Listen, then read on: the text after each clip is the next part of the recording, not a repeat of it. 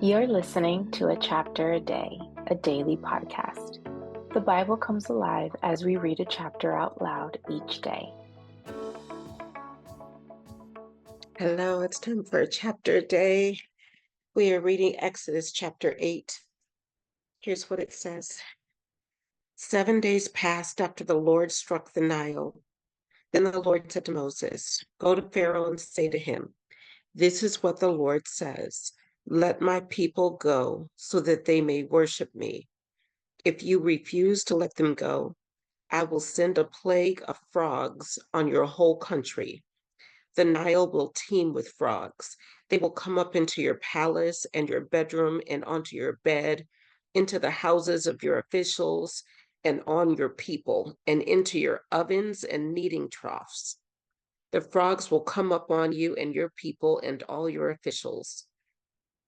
Then the Lord said to Moses, "Tell Aaron, stretch out your hand with your staff over the streams and canals and ponds, and make frogs come up on the land of Egypt."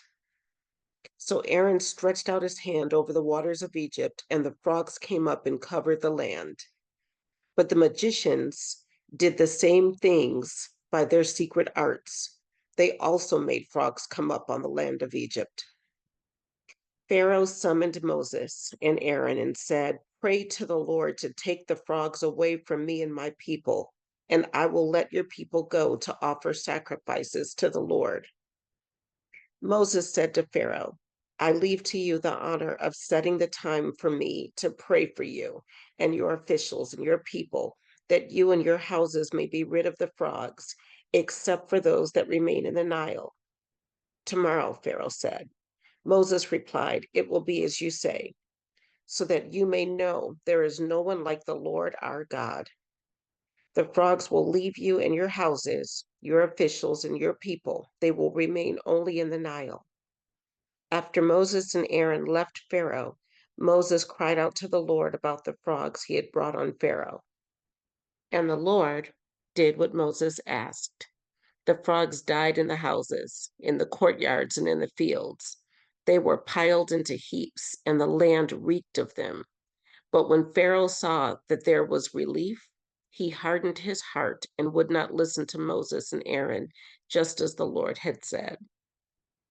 Then the Lord said to Moses, "Tell Aaron, stretch out your staff and strike the dust of the ground, and throughout the land of Egypt, the dust will become gnats."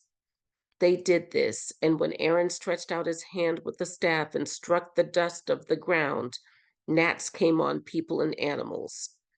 All the dust throughout the land of Egypt became gnats. But when the magicians tried to produce gnats by their secret arts, they could not. Since the gnats were on people and animals everywhere, the magicians said to Pharaoh, "This is the finger of God." But Pharaoh's heart was hard, and he would not listen, just as the Lord had said. Then the Lord said to Moses, "Get up early in the morning and confront Pharaoh as he goes to the river and say to him, 'This is what the Lord says. Let my people go so that they may worship me. If you do not let my people go, I will send swarms of flies on you and your officials, on your people and into your houses. The houses of the Egyptians will be full of flies, even the ground will be covered with them. But on that day, I will deal differently with the land of Goshen, where my people live. No swarms of flies will be there, so that you will know that I, the Lord, am in this land. I will make a distinction between my people and your people. This sign will occur tomorrow." And the Lord did this. Dense swarms of flies poured into Pharaoh's palace and into the houses of his officials throughout Egypt. The land was ruined by the flies.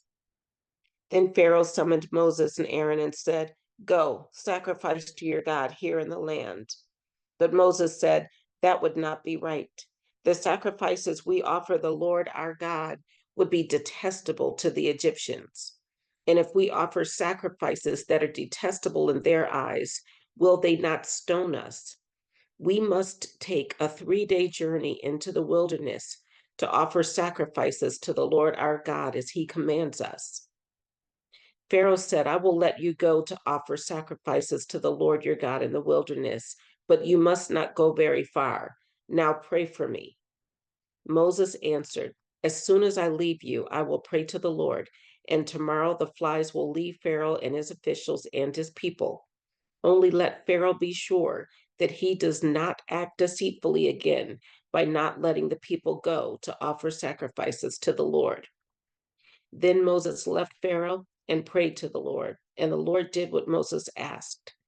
The flies left Pharaoh and his officials and his people. Not a fly remained.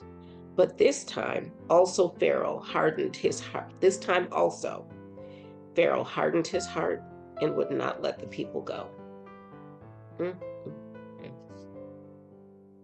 Exodus chapter 8. Have a good night.